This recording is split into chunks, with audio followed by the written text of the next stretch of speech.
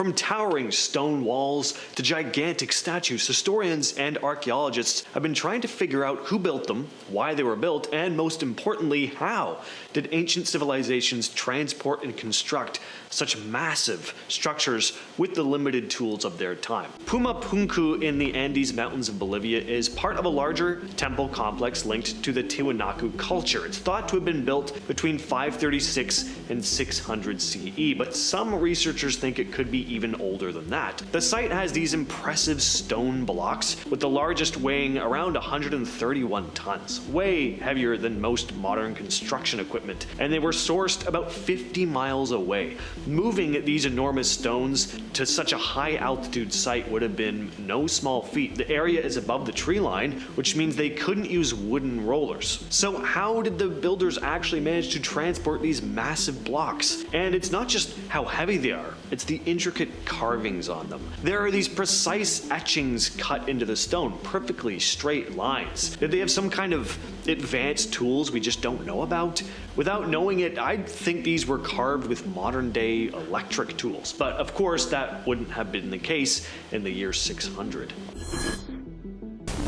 In Saqqara, near the pyramid of Djoser in Egypt, archaeologists discovered 24 coffin-shaped black boxes. These boxes are made of solid Aswan granite, a material so tough that it's hard to scratch even with modern tools. Each box is massive, weighing over 100 tons, and they're designed to be airtight. The lids of these boxes are also made from granite and weigh about 30 tons each. The precision with which these boxes were cut and assembled is just astonishing. Some think that the sheer level of skill shown in these boxes is just so high that it seems almost impossible for ancient people to have achieved it. Of course they did though, which just goes to show how truly impressive the ancient Egyptians were, unless of course you're in the alien camp and think that aliens just helped them out or that the Egyptians copied some advanced design of theirs. As for now though, nobody knows exactly why there are 24 boxes or what their original purpose was. Nan Madol is an incredible ancient city located on the coast of Pohnpei in Micronesia. The site has about 100 artificial islets spread over 150 acres of lagoon. It's estimated that it could have housed more than 1,000 people. Built between 1100 and 1628 CE, Nan Madol was likely a ceremonial and political center. What makes Nan Madol fascinating is how it was built. The structures are made from massive basalt columns, and there was no mortar. The builders just constructed and placed the stones perfectly. It's incredibly impressive, but how did they do it? Well, legend has it that giant birds lifted and placed these heavy stones. The layout of Nan Madol is complex as well, with interconnected islets and waterways. This was a highly organized society. The people who lived here had very advanced skills. Asuka is a village in Japan that dates back to the Kofun period, around 250 to 552 CE. The area is rich in history, and the massive stone structures definitely add to the allure. There are about 20 famous stone monuments here, and to this day, some of them are still super mysterious. No one knows exactly who built them or why. This is definitely the case with Masuda no Anofune, or the rock ship of Masuda. This massive stone structure measures 36 feet long, about 26 feet wide, and is about 16.5 feet tall, weighing around 800 tons. It sits at the top of a hill, and looking at it, it doesn't resemble anything else in the area. A lot of the other monuments look more like Buddhist pieces, but this does not look like your typical Buddhist architecture at all. In fact, I don't really know what style of architecture it resembles. It looks almost alien. At the very least, it looks like something you'd see in a modern art museum. There are some theories about its purpose, but none have been proven. Some think it could have been a ceremonial site, others think it might have had some astronomical significance, which seems to be the go-to explanation when experts just have no idea what the hell something is. It's something to do with the stars. The Longyou Caves are a group of 24 man-made caves in China. The caves were carved out of sandstone, and as for who built them and why, no one knows. They were mentioned in a 17th century poem, but no one really knows exactly when they were created. Some clay pots found in the silt inside the caves have been dated back between 206 BCE and 23 CE though. Another cool thing about these caves is that they were found by accident. In June of 1992, 4 farmers drained some ponds in their village, and there they were. What they thought were just ponds turned out to be huge man-made caverns. After doing some digging, they discovered 19 more caverns nearby, too. The caves could be over 2,000 years old, but there are no historical records detailing how or why they were built. But how would they have been constructed, though? Well, with the types of tools available at the time, it would have required around 1,000 skilled workers digging 24 hours a day for many years to complete a project like this. Another odd part, there's no evidence of where all the rubble went. It's estimated that over 1 million cubic meters of stone were removed, but not a single trace of it has ever been found. The walls of Sacsayhuaman. I was saying that, Sacsayhuaman. They're a very impressive feat of ancient engineering found just outside Cusco, Peru, built by the Inca in the 15th century. It's a massive fortress famous for its enormous stone walls made from giant blocks, some weighing up to 200 tons. And aside from how heavy they are, the stones fit together so nicely and tightly that you can't even slide a toothpick between them. Sacsayhuaman indeed. This site would have been used as a fortification and for ceremonial practices. The walls are arranged in a zigzag pattern, which makes the place effective for defense. But how did the Incas manage to transport and shape these massive stones without modern tools? Well, there are theories. They could have used wooden sledges or ramps, but no one really knows for sure. When the Spaniards arrived and took over Cusco, they were so amazed by the walls that they believed only demons could have built such an incredible structure. They even tried to tear down parts of it, but the boulders were just too heavy for them to move.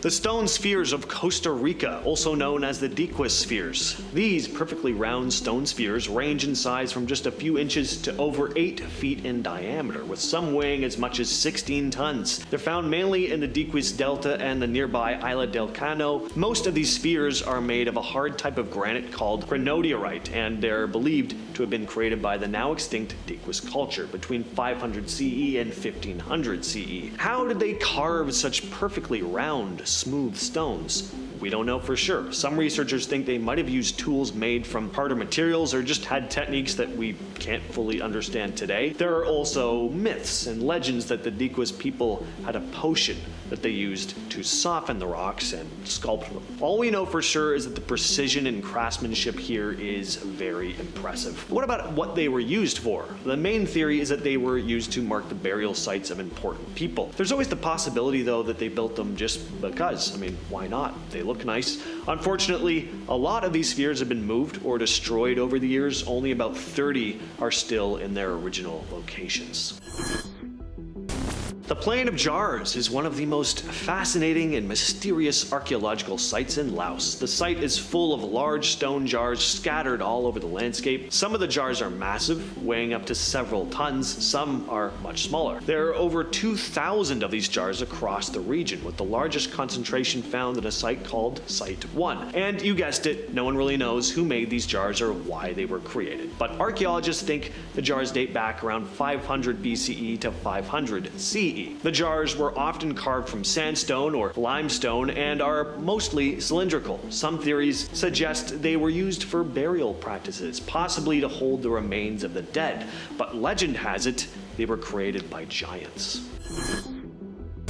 In Bata Valley, Indonesia, you'll find some incredible stone monuments. These statues look a bit like the moai from Easter Island. You'd think that with such striking designs, historians would easily know when and why these megaliths were created, but again, no one really knows how old they are or what they were built for. When locals are asked about the purpose of these statues, they often just say, well, they've always been there. Some believe the megaliths are linked to human sacrifice. Others think they were to ward off evil spirits. Some tales even even say these stones are criminals turned to stone and that they can move on their own at night. Another cool thing, the megaliths weren't made from stone found in the local area. The Olmec colossal heads. These are some of the most beautiful artifacts from the ancient world and some of the most intriguing. They were crafted by the Olmec civilization, which lived on the Gulf of Mexico between 1200 BCE and 400 BCE. The heads seem to represent important Olmec rulers, given how difficult it would have been to construct them, and the fact that each and every one of them are unique. So far, 17 of these heads have been found, with 10 from San Lorenzo and 4 from La Venta, both major Olmec sites. Each head is carved from a single basalt boulder, and some of these massive stones were transported over 62 miles to where they stand today. They're actually older than the more famous moai of Rapa Nui. You can tell by looking at them that they're incredibly heavy, 6 tons at the smallest to over 50 tons for the largest, which was never completed. We still don't know exactly how the Olmec moved these gigantic boulders. In fact, we don't really know a whole lot about the Olmecs at all. These heads are some of the few clues we have about their civilization, which mysteriously vanished over 2,000 years ago. Deep in the jungles of northern Guatemala is El Mirador, an ancient city-state that was once home to over 1 million people. El Mirador is huge. It's one of the largest and oldest Maya cities. What's really cool about it, though, are the roads. There's a 150-mile network of ancient highways. They were rediscovered in 1967 by British explorer Ian Graham, who published a map of the site. Then in 2006, researchers used lasers to scan the Mirador Basin from the sky, and they were able to create 3D images that showed this system of roads, pyramids, and canals. The highways themselves were massive, with raised causeways 20 feet high. What's wild is that these roads were built between 600 BCE and 100 CE. They would have helped move supplies and people across this vast city. These ancient roads are part of what make El Mirador one of the most sophisticated ancient civilizations in the Americas. What you're looking at here is the mysterious Monk's Mound in Illinois, part of the Cahokia Mounds. The mounds were part of an ancient city home to the Mississippian people between 1050 and 1350 CE. Cahokia once had a population of 15,000 to 20,000 people, and it was a marvel of engineering and planning. The site now contains about 80 mounds, but the original city had around 120. The mounds were used for everything from ceremonial purposes to housing elite rulers. The most famous mound, Monk's Mound, is the largest in North America, standing 10 stories tall and covering 14 acres. Pretty bizarre, you have an ancient pyramid right in the middle of Illinois. Cahokia was the largest pre-Columbian city north of Mexico and one of the most complex archaeological sites in the US. The city's original name has unfortunately been lost to time, but the mounds were named after the Cahokia tribe, a group that lived nearby when French explorers arrived in the 17th century. Uxmal on the Yucatan Peninsula of Mexico is one of the most important cities of the Maya civilization. It's a site full of massive structures, but one of the standouts here is the Pyramid of the Magician, also called the House of the Dwarf. Legend has it that a dwarf, who hatched from an egg, built the pyramid in a single night. In reality, the pyramid was built in the 6th century, but it's still an impressive feat. Standing 115 feet tall, the pyramid is the largest building in Uxmal, with 5 levels and multiple temples inside. The Maya often built new structures on top of older ones, and Temple 4, one of the top temples in the pyramid, has 12 stone masks around its doorway, thought to represent Chak, the rain god. The governor's palace, another giant structure, covers over 12,000 square feet. You'll also find ancient roads that connect Uxmal to other Maya cities like Tikal and even Caracol in Belize. Today, Uxmal is an UNESCO World Heritage Site, and it's easy to see why. Chichen Itza is one of the most famous and impressive ancient Maya cities, located in the heart of Mexico's Yucatan Peninsula once again. At one time, it was a busy place full of religious ceremonies, politics, and trade. At its peak, it was home to around 35,000 people. It was built in a perfect spot near a bunch of natural sinkholes that provided plenty of water. In fact, the name Chichen Itza comes from the Mayan words chi, mouth, chen, wells, and Itza, which was the name of the Mayan tribe who settled there at the time. Chichen Itza was founded in the 6th century, but it really reached its height during the 10th century when it was influenced by the Toltec people from central Mexico. One of the most famous buildings here is El Castillo, the pyramid at the center of the site. At 79 feet tall, it has 365 steps, one for each day of the year, and during the spring and autumn equinoxes, the shadows create this illusion of a serpent slithering down the stairs. Machu Picchu is one of the most iconic ancient structures in the entire world, sitting high in the Peruvian Andes and nearly 8,000 feet above sea level. It's a 15th century Inca citadel, often called the Lost City of the Incas, and for good reason. It was mostly hidden from the outside world until 1911, when American historian Hiram Bingham rediscovered it. The site is mind-blowing to say the least. It was built in the classical Inca style with perfectly fitted dry stone walls, and its three main structures, the Temple of the Sun, the Temple of the Three Windows, and the Intihuatana are still standing. The Inca never wrote anything down though, so no one really knows exactly what Machu Picchu was for. The leading theory is that it was a private retreat for the Inca emperor, but built around 1450. Some archaeologists think it was more of a royal estate, but we still don't really know. Machu Picchu was abandoned by the Inca around 100 years later, just before the Spanish conquest. Vilcabamba in Peru, often called the Lost City of the Incas as well, was the final stronghold of the Inca Empire. It was the capital of the Neo-Inca state from 1539 until its fall in 1572. It was the last base of Incan resistance against Spanish invaders. The city's remote jungle location made it nearly impossible for the Spanish to reach, allowing the Incas to hold out for decades here.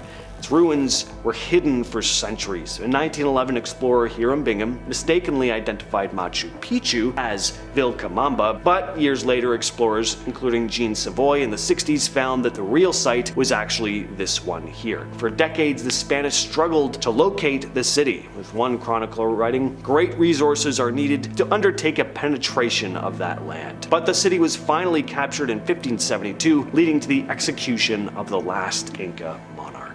Yaxchilan is an ancient Mayan city found deep in the jungles of southern Mexico, along the Usumacinta River. It was one of the most powerful cities in the Maya world between the 4th and 9th centuries. The city is probably most famous for its huge acropolis, a collection of buildings that includes temples, palaces, and ceremonial areas. The site is also packed with all these incredible reliefs that tell us quite a bit about the Maya life, their gods, and the rituals that they would have performed. Yaxchilan's remote location helped it stay hidden for centuries, and it wasn't until the 19th century that explorers started to rediscover it. One of the coolest things about this place is how the jungle has slowly started reclaiming the city, giving it this kind of lost feel to it. And next on the list we have geoglyphs. In the Amazon rainforest, large-scale geoglyphs, which are these ancient formations created by removing topsoil, have been discovered over the years. They're basically these colossal drawings carved into the earth, some stretching over 600 feet. They're in all kinds of shapes, circles, squares, some depict animals even. And researchers believe these geoglyphs were constructed between 2,000 and 6,500 years ago by indigenous tribes. As to their purpose though, that's still mostly a mystery. There are theories.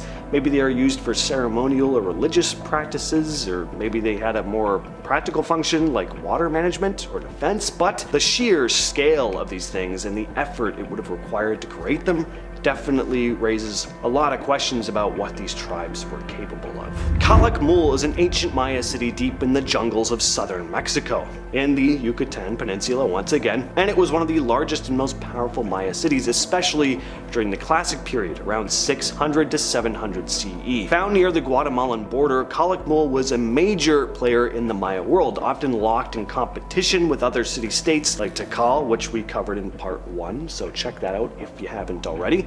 The city is massive, covering more than 70 square kilometers, but it's most famous for its massive pyramids. The largest pyramid, known as Structure 1, stands over 145 feet tall and is one of the tallest Maya pyramids ever discovered. It's so big that it even dwarfs other pyramids in the region. Teotihuacan is one of the most impressive and mysterious ancient cities in Mesoamerica, sitting just 25 miles northeast of modern Mexico City. At its peak, it was the largest city in the Americas, with a population that could have reached up to 125,000 people, making it one of the world's biggest cities during its time. The city is famous for its massive pyramids, the Pyramid of the Sun and the Pyramid of the Moon. These monuments are massive, the Pyramid of the Sun standing at 200 feet high, making it one of the largest pyramids in the world. But Teotihuacan has more than just those giant stone structures. It also had a sophisticated layout with multi-family apartment complexes, wide avenues, and intricate murals that now give us a glimpse into the daily life of the people who once lived there. And the place had a lot of influence on places surrounding it too. The city's obsidian tools were highly prized across Mesoamerica, and evidence of its presence has been found as far away as the Maya region. Its cultural impact was huge. The later Aztecs even saw Teotihuacan as their spiritual ancestors and adopted some aspects of their culture into their own. Teotihuacan was established around 100 BCE, but mysteriously collapsed in the 6th century. This is super exciting because it's a very recent find. In southeastern Mexico, a team of archaeologists has uncovered a hidden ancient Mayan city, more than 6,000 structures, including pyramids, all buried under thick vegetation. The city has been dubbed Valeriana, and it was revealed thanks to LiDAR, which stands for Light Detection and Ranging. It's a laser-based mapping tool that uses airborne sensors to scan the landscape. The data, collected back in 2013, as part of a forest monitoring project, wasn't actually being used for archaeology, but when researchers took a closer look, they saw this sprawling Mayan city. And according to Luke Auld Thomas, the study's lead author, our analysis revealed not only a picture of a densely settled region, but also a lot of variability. End quote. This wasn't just a small settlement, but a large city, potentially home to 30 to 50,000 people between 750 and 850 CE. The city was hidden in plain sight, with farmers unknowingly working among the ancient ruins. And it's amazing because 6,764 structures have been found, and as Auld Thomas put it, there is much more to be discovered.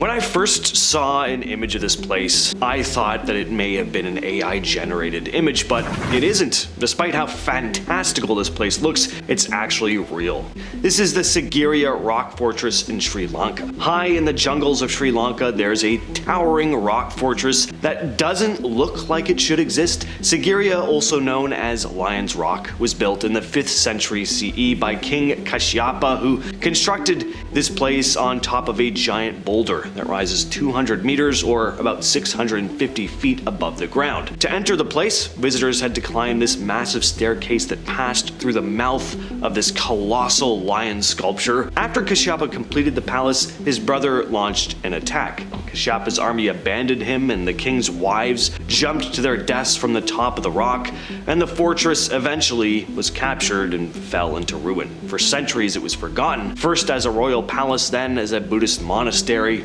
When European archaeologists rediscovered it though, they were stunned. The lion entrance, real. The palace's mirror wall, designed to reflect the king's own image as he walked through, real. Today, UNESCO calls Sigiriya the 8th wonder of the world.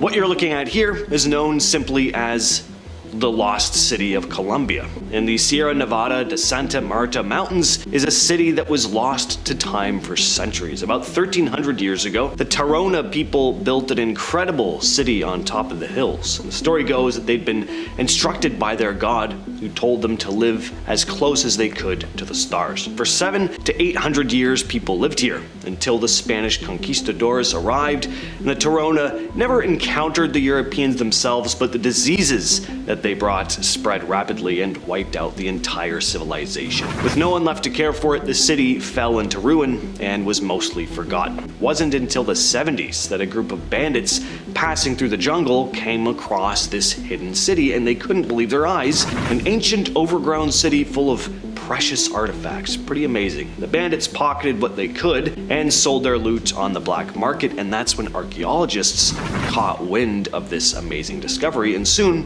what was known only as the Lost City was uncovered after nearly 500 years.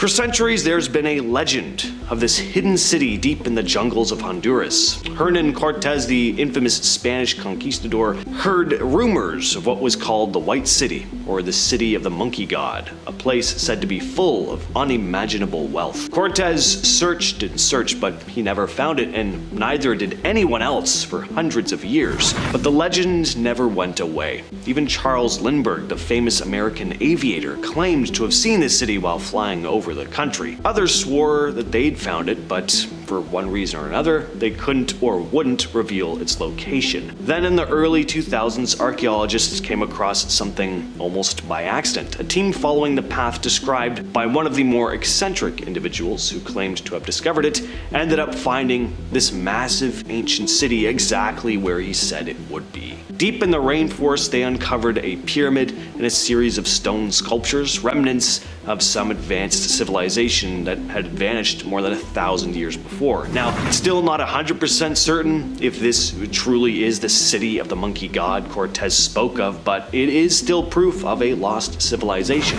The lost city, now known as La Ciudad Blanca, is just a reminder that legends are sometimes closer to reality than we may realize. What you're looking at here is the ancient city of Tikal, deep in the Guatemalan rainforest. This ancient Mayan city, thought to have been called Yaxmutal, was once the capital of a powerful Maya kingdom, occupied from around 200 to 900 CE. There were huge pyramids, royal palaces, massive stone monuments, some still standing today, as you can see. Like a lot of Mayan cities, it's not super clear why it was abandoned. Could have been a combination of things, lack of resources, environmental changes. It wasn't until 1848, though, that an organized expedition rediscovered the place, but it's still one of the largest and best preserved archaeological sites in the Americas.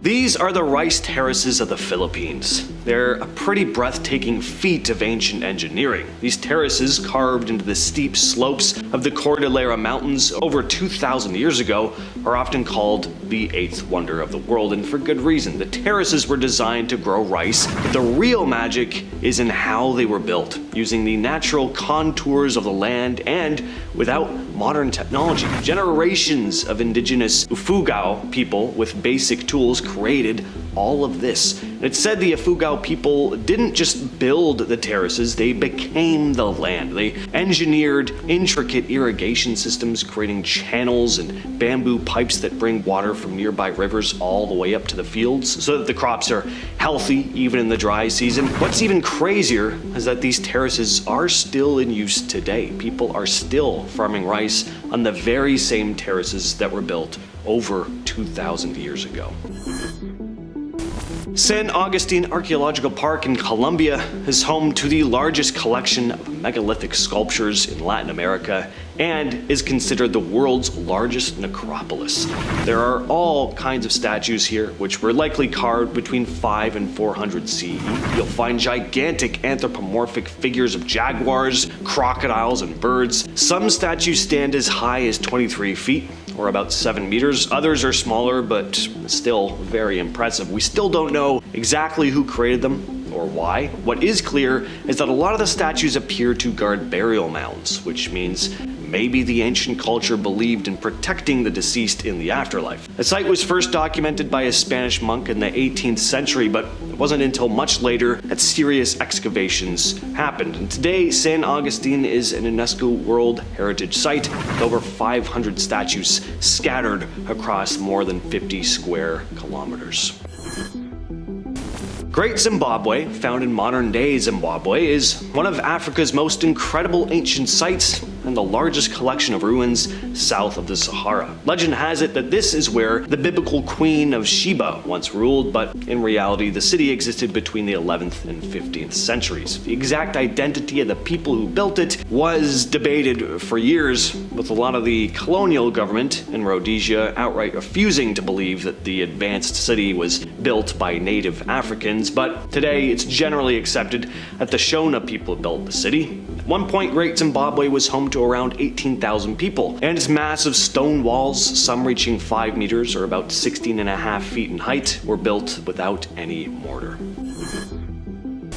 Nan Madol in Micronesia is an ancient city built on over 100 tiny islets, earning its nickname Venice of the Pacific. There's a lot of mystery behind how it was built. Local legends say two wizard brothers, Olishipa and Oloshipa, arrived from across the sea in a giant canoe, and they wanted to create a place to honor the gods of the sea and harvest. After two failed attempts to move giant stones to the site, they used the magic of a dragon to levitate the blocks. Nan Madol's construction is still being studied today. The people who built it didn't have pulleys, cranes, no metal tools, so it's believed they moved nearly 2,000 tons of stone every year for over 400 years.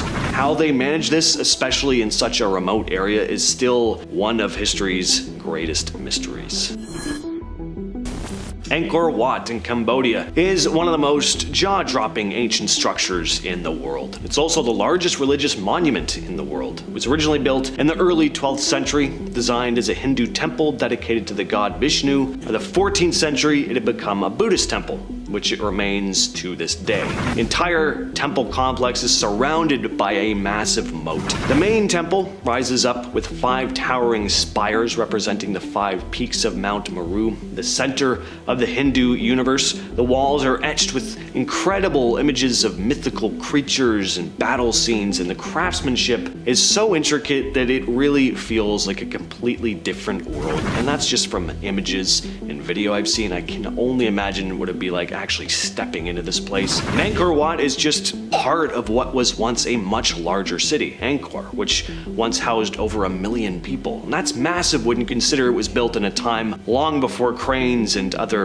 modern tools. Over the centuries, the jungle slowly is creeping back in, and it's overtaking a lot of the city, leaving behind this incredible hidden world that wasn't fully rediscovered until the 19th century. Definitely a place I gotta add to my list of places I want to go.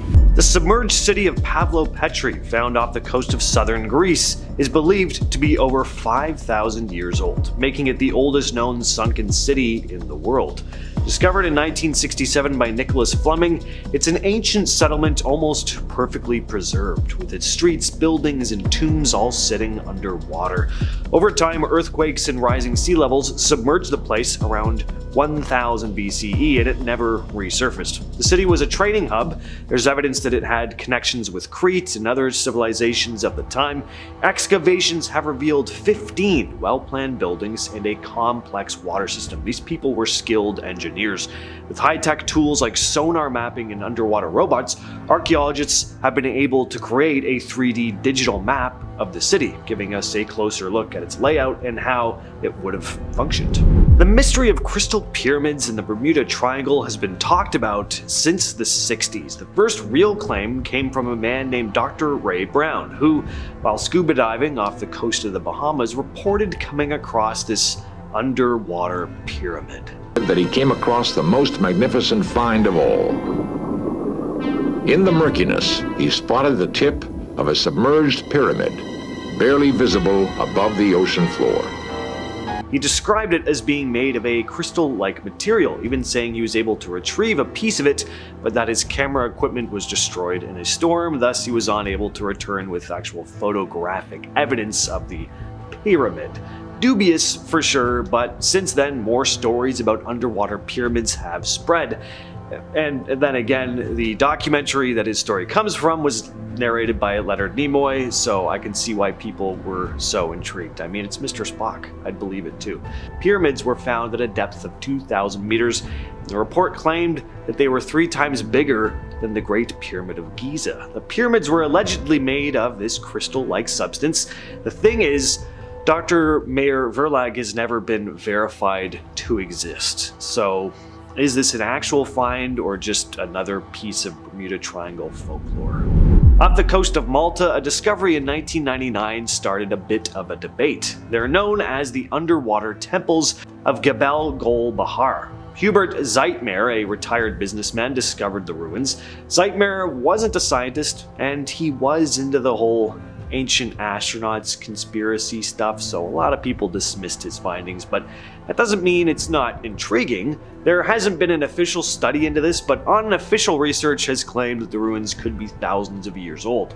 Some even think this area was once inhabited and could have been submerged by a massive flood, possibly the same one described in the Bible. Now, of course, mainstream scholars aren't really buying this theory, with some arguing that the rocks and boulders are just the result of illegal dumping. But it's not just the structures themselves that have people talking. There are also cart ruts, grooves in the seabed that stretch into the water, similar to ones found on the island of Malta itself, which means this area might have been on dry land at one point in time. What you're looking at here are the submerged ruins of a long-lost city called Xicheng, aka China's Atlantis. It's pretty spectacular. It sits beneath the waters of Qingdao Lake in the Zhejiang province. The city of Xicheng, or Lion City, was once a bustling metropolis during the Ming and Qing dynasties, but in 1959 it was intentionally flooded to create the Xing'an Dam and its hydroelectric station, which caused nearly 300,000 people to be relocated. The city was forgotten until 2001, when the Chinese government sent an expedition to explore what remained of this lost city. But it wasn't until 2011 that the discovery really took off. The Chinese National Geography published photos and illustrations showing what the city might have looked like before it sank. And what's wild is how well preserved the place is now. There are hundreds of archways with these intricate carvings of lions and dragons and phoenixes. Some inscriptions even date back to 1777. Because the water protects the ruins from weathering, Xicheng looks almost as if it were frozen in time, and divers from all over the world come to explore the area. Bimini Road was found off the coast of Bimini Island in the Bahamas in 1968 by Joseph Mason Valentine. The site consists of these large, flat stones arranged in a straight line across the seabed, leading many to believe that it could be the ancient remains of a city. As Valentine explored the area further, he uncovered more outlines of possible ruins around the road. Some were quick to point out that it seemed like evidence of the lost city of Atlantis, arguing that the stones were just clearly too uniform to be some natural formation. Mainstream scientists, though, think that the road is the result of nature, that erosion over a long period of time has just created this illusion of a flat road. Ray Brown, another researcher, claimed to have discovered a sunken pyramid near Berry Island, not far from Bimini. He was on a mission to find sunken galleons when he noticed the quote-unquote pyramid, and as he later reported, his navigation equipment malfunctioned right before the discovery, so maybe there's something to this one. Off the coast of Cuba, there's something pretty wild lying underwater: pyramids. Using sonar, researchers found what looks like the remains of an ancient city, complete with giant stone structures. The find was made in 2001 by a marine engineer named Pauline Zalitsky and her husband, Paul Weinswig, owners of a Canadian company called Advanced Digital Communications. Some of these formations are massive, around 400 meters wide and 40 meters tall, or about 1,312 feet wide and 131 feet tall or so. And they're not natural either, at least they really don't seem to be. The way they're laid out suggests they were designed by humans, so the questions are, how old are they and who built them? Some experts think the city could be 6,000 years old, others believe it could go back as far as 50,000 years. Even more interesting, there are strange symbols and carvings on some of these stones, and they don't match any known languages. But they do kind of look a bit like Aztec or Mayan symbols. Ships have been reporting strange sightings in the Indian Ocean for over a century, and it all starts in 1873.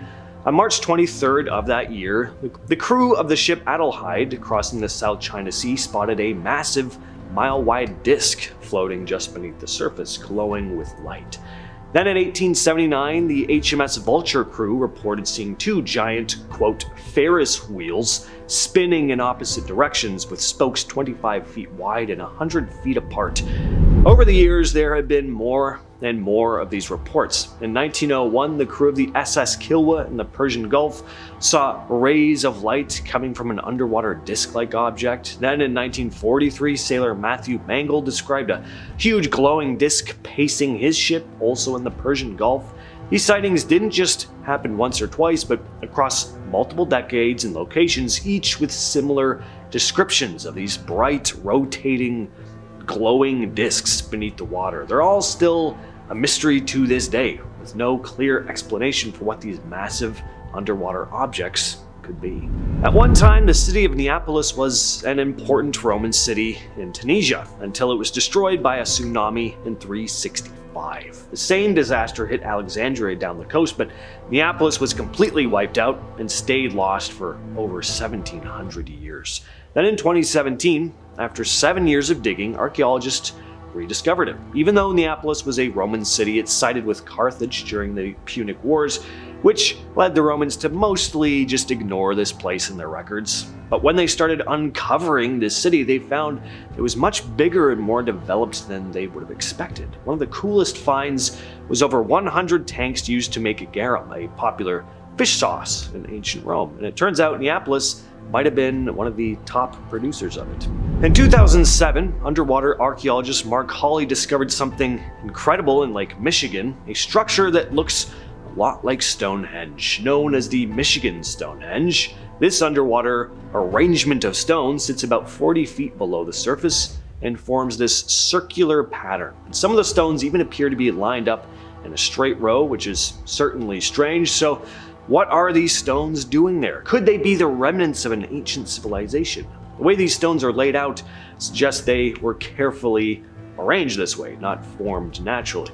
One of the most curious finds is a rock with what looks like it might have a mastodon carved into it. And to make it even more mind-blowing, these stones are thought to be around 9,000 years old, predating Stonehenge by about 4,000 years. This last one's different from pretty much everything else on this list. It's not an ancient city, but it's creepy all the same. A cemetery of sunken Japanese World War II ships. In 1944, Chuuk Lagoon in Micronesia was the site of Operation Hailstone, where US fighter planes bombed Japanese warships, and today this lagoon is home to over 60 shipwrecks, remnants of that brutal battle. It's all just sitting underwater now, corroding ships, tanks, and cars are even scattered across the seabed. As divers swim through the site, they might find barnacle-covered firearms, old gas masks, abandoned medicine bottles, personal items, all just frozen in time. Some of these wrecks even have the bones of soldiers who died in the battle. It's incredibly eerie, no doubt. In 2017, Antarctica saw a dramatic event when a massive hole, roughly the size of Ireland, appeared in its ice. Known as a polynya, this hole, which stretches across 78,000 square kilometers, is the largest of its kind observed since the 1970s and the first to form in 40 years. Located in the Weddell Sea of the Southern Ocean, this giant opening was created by warmer, saltier water from deeper ocean layers rising up and melting the ice above. As this warm water encounters the colder surface water, it cools and sinks only to be reheated and pushed back to the surface in a continuous cycle. While scientists are still puzzling over the exact reasons behind the formation of these giant holes, some suggest they might be used by marine mammals for breathing. Researchers are actively studying these intriguing holes to better understand their formation and impact on the Antarctic environment. In Antarctica's fossil-rich regions, scientists have uncovered remarkably well-preserved remains of ancient forests that date back around 120 million years. These forests thrived when Antarctica was part of the supercontinent Gondwana, a far cry from the icy desert it is today. Some imaginative theories suggest these fossilized forests might be remnants of an ancient lost civilization. While these ideas definitely capture the imagination, the current scientific consensus is that these fossils are valuable clues about Antarctica's warmer, greener past when it was home to lush vegetation and diverse ecosystems. Beneath the thick ice sheets of Antarctica lies a hidden marvel, the Gamburtsev Mountains. Stretching over 1,200 kilometers and rising up to 3,000 meters, about a third of the height of Mount Everest, these mountains remain largely concealed under a 2,000 to 4,000 kilometer thick ice layer. Discovered in 1958 by Russian scientists who noticed unusual gravity fluctuations while traveling across Antarctica, these mountains are named after Soviet geophysicist Grigory A. Gamburtsev. Despite never having directly observed these mountains, scientists use radar, gravity, and magnetic readings to study them and uncover their secrets. The Gamburtsevs have long puzzled researchers due to their age, estimated at around 1 billion years, as they should have eroded away over such a long period of time. One prevailing theory suggests that a frozen mantle may be shielding these ancient peaks from the relentless forces of erosion, preserving their grandeur beneath the ice. Antarctica is of course known for its harsh and freezing conditions, and because of this, it is home to some remarkable microorganisms, including a unique species of fungi that thrives in this icy environment. Unlike the fungi you might find in warm, forested areas, these Antarctic fungi have adapted to survive the extreme cold by feeding on the old wooden huts left behind by early explorers. Another intriguing type of fungi in Antarctica has been discovered living off of the petroleum leaks from abandoned fuel containers. This type of fungi is particularly interesting because scientists are exploring its potential for cleaning up larger oil spills around the world. By studying these resilient fungi, researchers hope to harness their capabilities for environmental cleanup and gain insights into how life can adapt to the most extreme conditions on Earth. You might have heard whispers online about mysterious pyramids hidden beneath Antarctica's icy surface. Some theories suggest that these could be ancient structures built by aliens, lost civilizations, or even long-lost explorers. However, before you start picturing an Antarctic version of Egypt's Great Pyramid of Giza,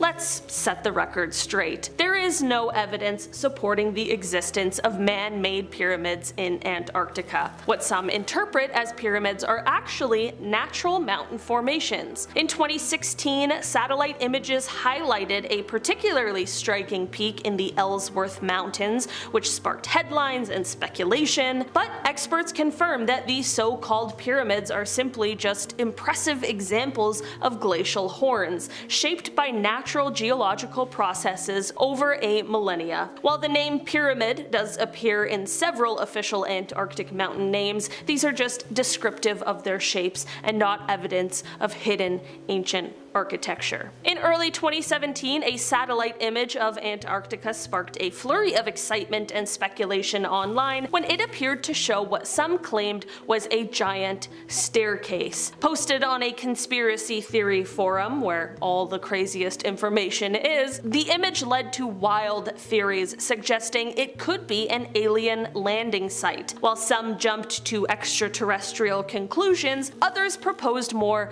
plausible explanations, such as a glitch in the camera or snow formations. Despite the buzz, skeptics pointed out that the image lacked specific coordinates and could be a natural anomaly like snow dunes or ridges. Researchers and experts generally attribute such formations to natural processes rather than mysterious or alien origins, but the image certainly added another intriguing layer to the many conspiracy theories surrounding Antarctica. For this one, instead of just taking a look at this strange structure, we are climbing it. Well, not we, but someone did. In January 2013, a team of climbers and filmmakers, including Leo Holding, Sean Leary, Jason Pickles, Chris Rabone, and Alistair Lee, tackled a new route up the northeast ridge of Ulvitana in Antarctica's Fenrisk-Jeften Range. This 35-pitch route, stretching 1,750 meters, was the fourth ascent of Ulvitana, the highest peak in the range, known for its striking spire-like shape. Arriving on December 22nd, the team set up a festive base camp before spending 10 challenging days scaling the ridge through difficult 5.12 A2 terrain. Despite extreme cold, with temperatures dropping to -35 degrees Celsius and even a severe snowstorm, they reached the summit on January 24th. Although they had initially planned to base jump from the peak, dangerous weather conditions led them to descend via traditional methods. The team's adventure, marked by intense climbing and harsh conditions, was captured in a film and celebrated as a major achievement in Antarctic climbing. The Hollow Earth theory is like something straight out of a sci-fi adventure, suggesting that beneath Antarctica's icy crust lies a gateway to a colossal, hollow world. Imagine a hidden realm, complete with its own advanced civilization, ecosystems, and maybe even mystical creatures, all tucked away in Earth's hollow core. Although this theory captures the imagination and has inspired countless stories in speculative fiction, it doesn't necessarily hold up under scientific scrutiny. Geologists and researchers firmly argue that our planet is solid with a layered structure, not a giant empty sphere. But I've never been, so maybe one day.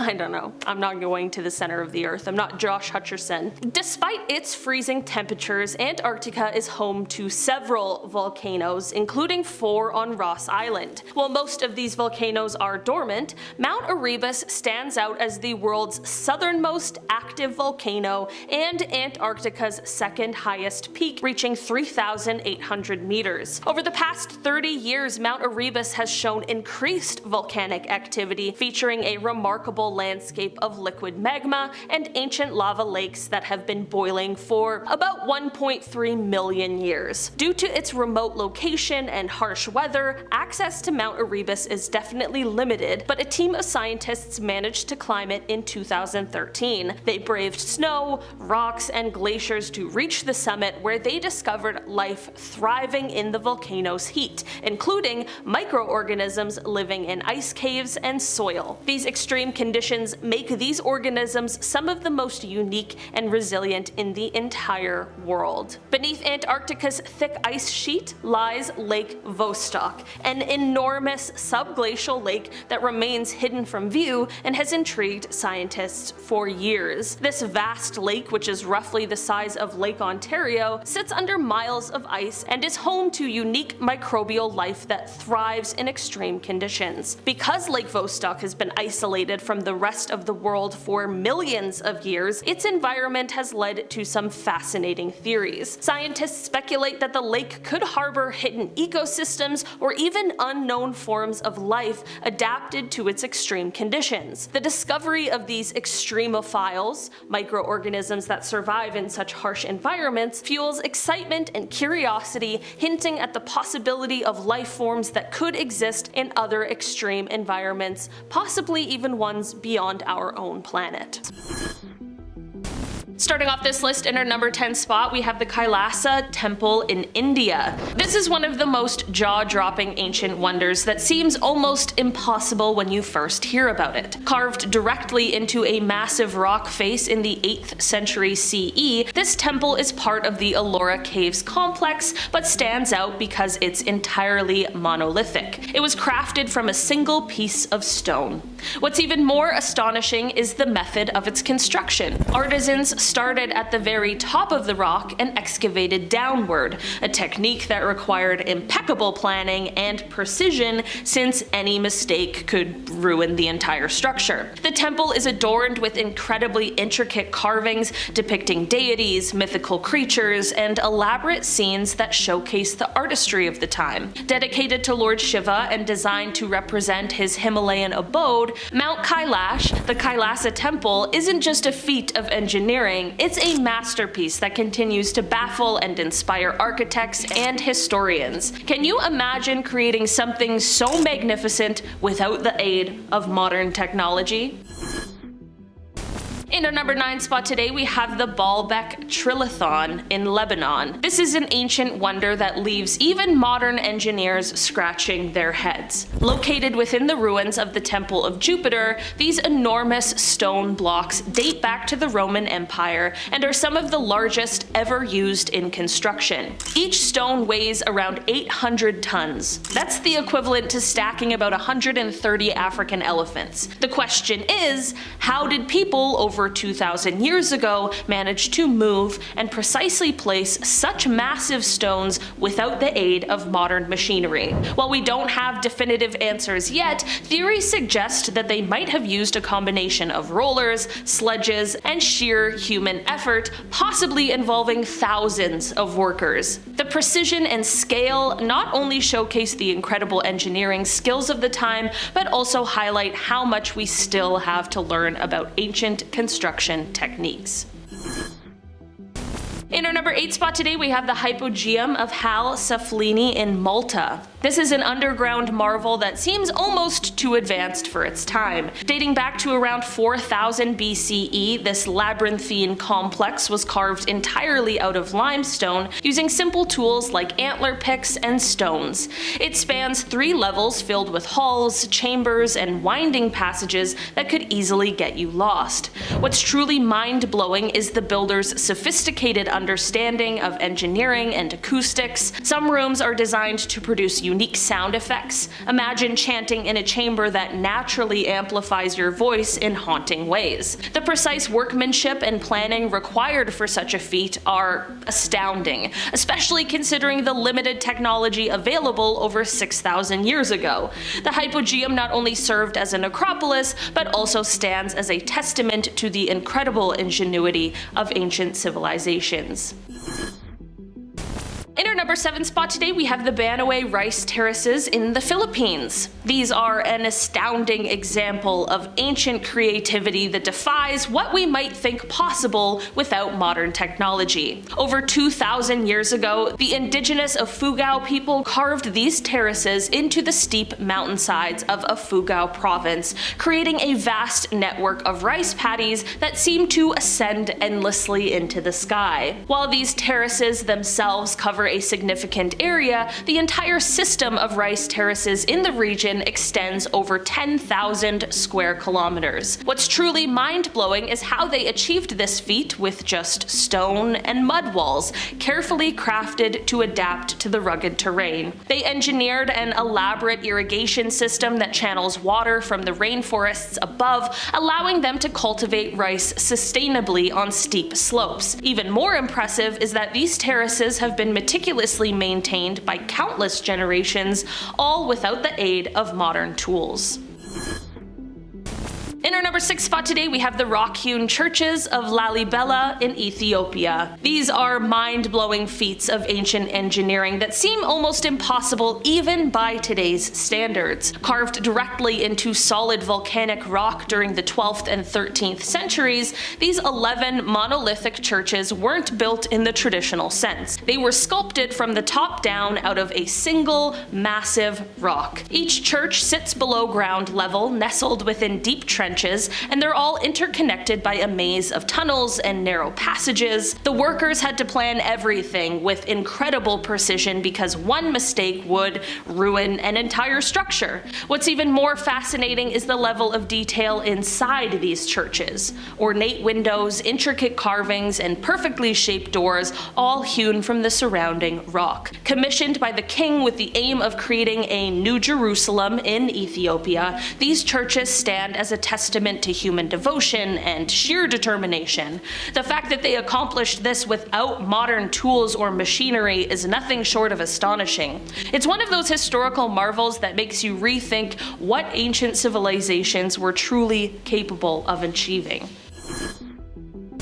In In our number 5 spot today, we have the Great Zimbabwe Ruins, which of course are in Zimbabwe. These are an astonishing glimpse into a medieval African civilization that flourished between the 11th and 15th centuries. Serving as a royal palace for the Zimbabwean monarch, this ancient city is renowned for its massive stone walls built entirely without mortar, a construction technique that's pretty mind-blowing even by today's standards. The most iconic of these is the Great Enclosure, featuring walls that soar over 11 meters or 36 feet high and stretch approximately 250 meters in length. Crafted from meticulously cut granite blocks that fit together so perfectly, these structures showcase advanced masonry skills that leave historians and architects scratching their heads. How did they achieve such precision without modern tools? The sheer scale and craftsmanship of the Great Zimbabwe Ruins not only highlight the ingenuity of its builders, but also challenge common misconceptions about the technological capabilities of ancient African societies. In our number 4 spot today, we have the Sacsayhuaman Fortress in Peru. This is an ancient wonder that continues to baffle historians. Perched on the outskirts of Cuzco and constructed by the Inca in the 15th century, this colossal citadel showcases some of the most impressive masonry ever achieved. This fortress is built from massive stone blocks, some weighing over 100 tons, and here is the kicker. They're fitted together with such incredible precision that you can't even slip a knife blade between them. These precisely cut stones weren't just for aesthetics, their interlocking design was engineered to absorb seismic shocks from earthquakes, reflecting a sophisticated understanding of structural engineering that was way ahead of its time. The methods the Inca used to move and fit these gigantic stones remains a mystery, especially since they didn't have the wheel or iron tools. In our number 3 spot today, we have the Plain of Jars in Laos. This is an ancient mystery. Strewn across the Shangquang Plateau are thousands of enormous stone jars, some standing over 3 meters tall and weighing up to 14 tons. Carved from solid rock using iron tools more than 2,000 years ago, these jars were somehow transported over considerable distances, a feat that seems nearly impossible without modern machinery. What's even more mysterious is their unknown purpose. Were they part of ancient burial practices, storage containers for food or water, or perhaps used in fermentation rituals for rice wine? The lack of historical records leaves us with only theories. The sheer scale and precision involved in creating and placing these massive jars challenge our understanding of what ancient civilizations were really capable of. In our number 2 spot today, we have the Ziggurat of Ur. This is an awe-inspiring relic from the ancient world that defies our expectation of early human achievement.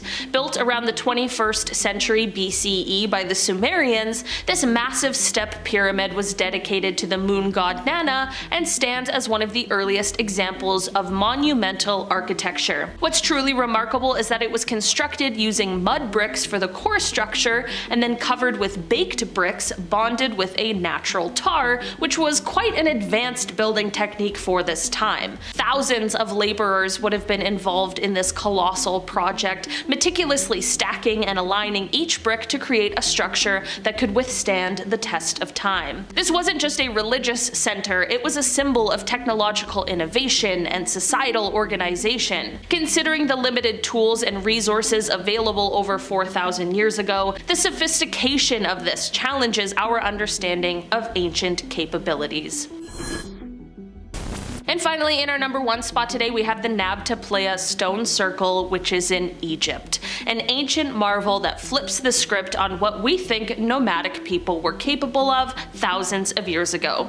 Dating back to 7000 BCE, this prehistoric site in the Nubian desert is home to one of the world's oldest known astronomical alignments, beating Stonehenge by several millennia. It's astonishing to consider that these early societies had such advanced knowledge knowledge of astronomy that they could align stones with celestial events like the summer solstice and the arrival of monsoon rains.